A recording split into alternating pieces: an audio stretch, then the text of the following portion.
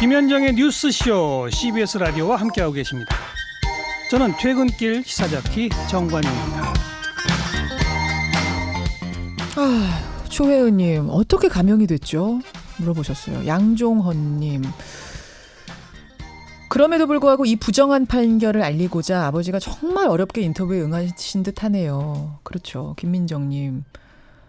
아유, 아버지 마음이 어떨까요? 딸 같은 아이를 가지고 논 것 아닙니까? 이영하. 목숨까지 빼앗았고요. 눈물 흘리면 죄가 없어집니까? 이런 문자가 제일 많이 들어왔습니다. 9579님도 슬픔이 전해져서 가슴이 너무너무 아픈 아침이다. 많은 분들이 지금 함께 위로의 말을 전해주고 계십니다. 허남윤님, 중학생 딸 등교시켜주는 중이었는데요. 아버지 마음이 10분 이해가 된다라는 문자. 이렇게 응원하고 있습니다. 예. 아버님 힘내시고 특히 지금 가족이 아주 그냥 풍비박산 상태. 전혀 일상생활이 여전히 안 되고 있다고 하는데 가족이 살아나야 됩니다. 이영학이 뭐라고 했습니까? 내 딸을 위해서 선처해 주시면 내 딸을 위해서 살겠다. 이영학이 자기 딸을 위해서 살겠다는데 피해자 가족이 무너지면 어떡하겠습니까? 힘내시길 저도 응원하겠습니다. 분위기 좀 바꿔봐야 되겠어요. 예. 1억을 준다고 하면은 출산하시겠습니까? 이 문자, 이 질문에 대해서는 7998님, 저는 1억 주면 결혼도 출산도 가능합니다. 정말요? 7998님? 이런 문자 주셨고, 6122님, 저는 아들 둘인 워킹맘입니다. 신랑이 셋째에는 좀 딸을 낳아야 되지 않겠느냐고 해서 1억 주면 낳겠다. 이렇게 이분은 얘기하셨다고. 반면에 9391님, 아이를 안 낳는 이유가 단순히 돈이 없어서라는 건 정치인들 착각입니다.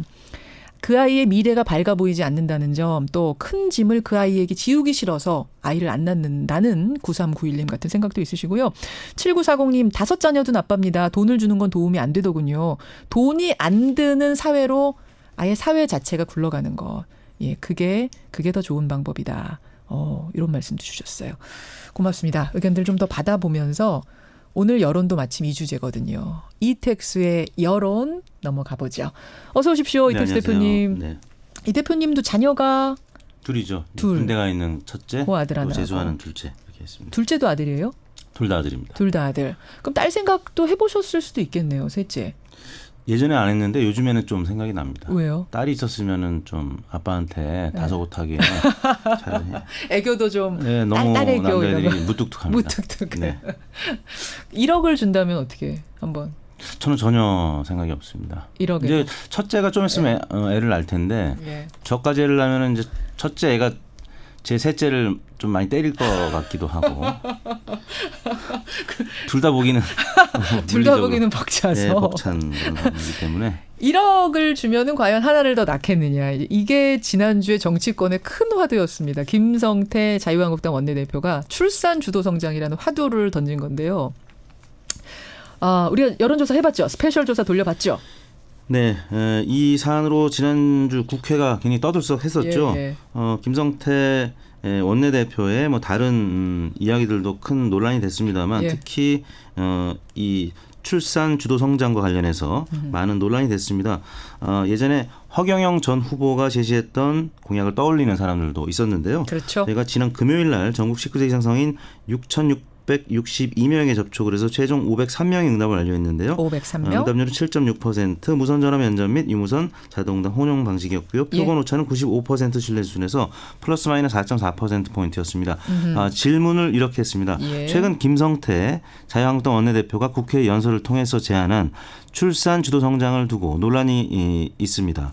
출산 주도 성장은 출생 시에 출산 장려금으로 2천만 원을 지급하고 예. 아이가 성년이 되기까지 국가가 1억 원의 지원금을 지급하자는 게 핵심인데요. 매달 한 33만 원씩 20살 될 때까지 주는 거잖아요. 네. 예. 선생님께서는 이러한 출산 주도 성장 정책에 대해서 어떻게 생각하십니까? 이렇게 물었습니다. 1번.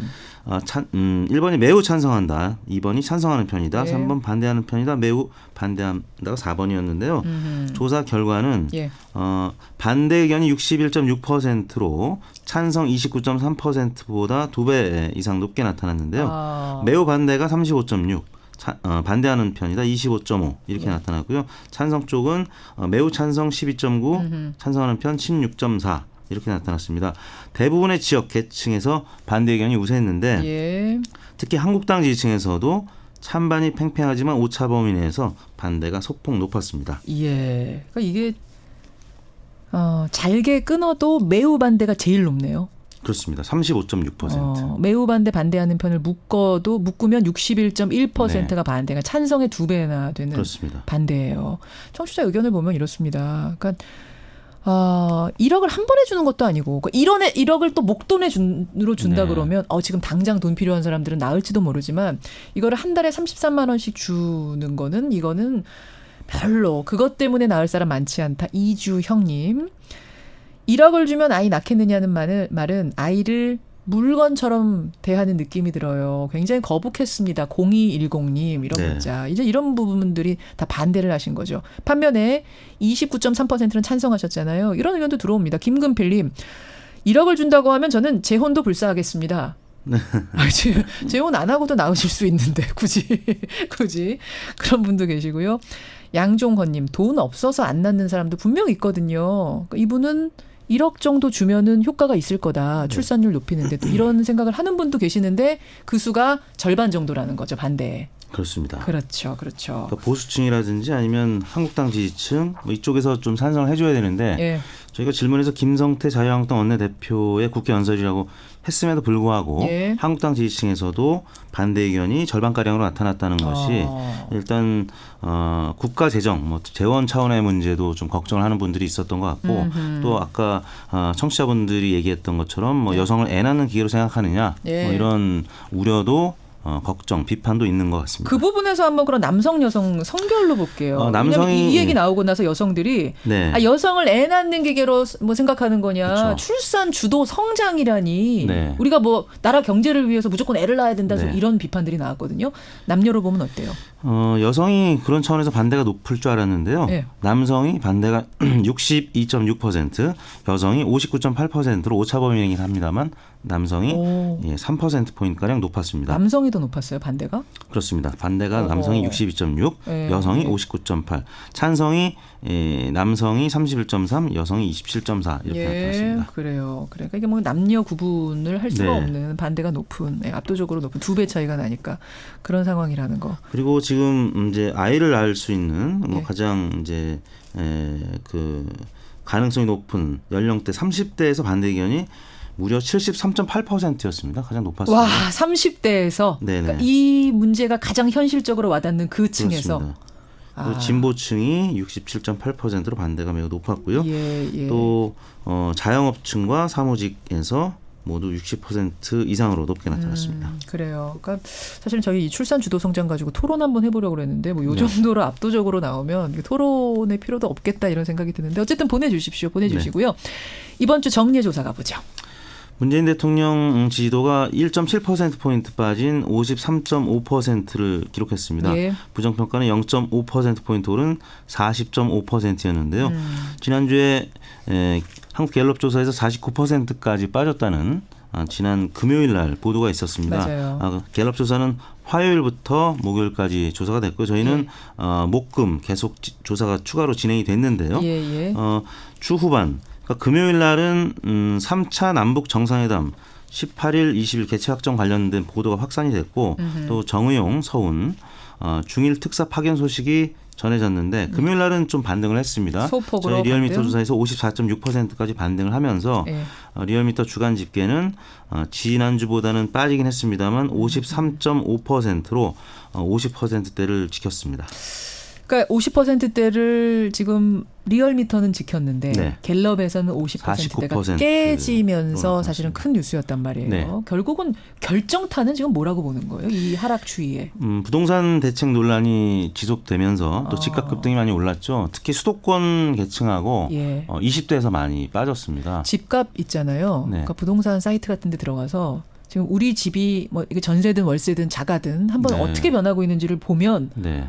악소리가 날 정도다라고 지금 서울 분들은 그렇습니다. 다 얘기하고 있을 정도니까 이게 피부로 와닿는 상황이 돼버리니까 네. 지지율에도 영향을 주는 거군요. 그렇습니다. 예, 그래요. 다른 문제는 모르겠는데 이런 경제적인 지표가 대통령 지지도에는 아주 직접적인 영향을 그렇죠. 미쳐왔고요. 아주 직접. 지금 로또보다 더 가능성이 높다 그래서 부동산 투기 광풍이 불고 있는데 예. 그러다 보니까 20대 지금 집을 살 수 있는 입장도 아니고 취업도 안 되는 상황에서 허탈한 거죠. 문재인 대통령의 적정 지지층이었는데 네. 좀 지지율이 많이 빠지고 있고요. 서울 또 경기 인천 이쪽 지역이 특히 많이 빠지고 있습니다. 우울증에 걸린 집들이 꽤 있다잖아요. 그러니까 네. 이게 재작년에 떨어질 줄 알고 안 샀는데 네. 그때만 해도 대출 어떻게 막 끌어모으면 살 수 있었던 집인데 지금은 어떻게 해도 네. 살 수 없는 가격이 돼버렸다. 그렇습니다. 이 부분을 해결하기 위해서 이번 주에 부동산 추가 대책이 나오는데요. 좀 제대로 된 대책, 네. 해결책이 나오기를 기대해 보겠습니다. 정당 지지율 짧게 보고 가죠. 네, 민주당이 40.4%로 1%포인트 빠졌습니다만 40%대를 유지했고요. 예. 한국당은 모처럼 반등을 했습니다. 0.7%포인트 반등해서 19.5%. 지난주에 황교안 전 국무총리 출판 기념회 개최 소식이 있었습니다. 그리고 이제 홍준표, 김무성 전 대표의 차기 당대표 출마 가능성 보도가 이어졌는데요. 그렇죠. 지난주 후반에 좀 오르면서 이번 주 19.5%로 20%에는 미치지 못했습니다만 소폭 올랐고요. 정의당이 9.9%, 바른미래당 7.5%, 예. 민주평화당 2.7% 순으로 나타났습니다. 어떻게 조사하셨어요? 9월 3일부터 7일까지 닷새 동안 전국 19세 이상 유권자 31,485명에게 통화를 시도해서 최종 2,509명이 응답을 완료했고요. 예. 8% 응답률 조사 방법은 같았습니다. 95% 신뢰 수준에서 플러스 마이너스 2%포인트였고 자세한 내용은 중앙선거 여론조사 심의원회 홈페이지를 참고하시면 되겠습니다. 여기까지 리얼미터 이택수 대표 수고하셨습니다. 네, 감사합니다.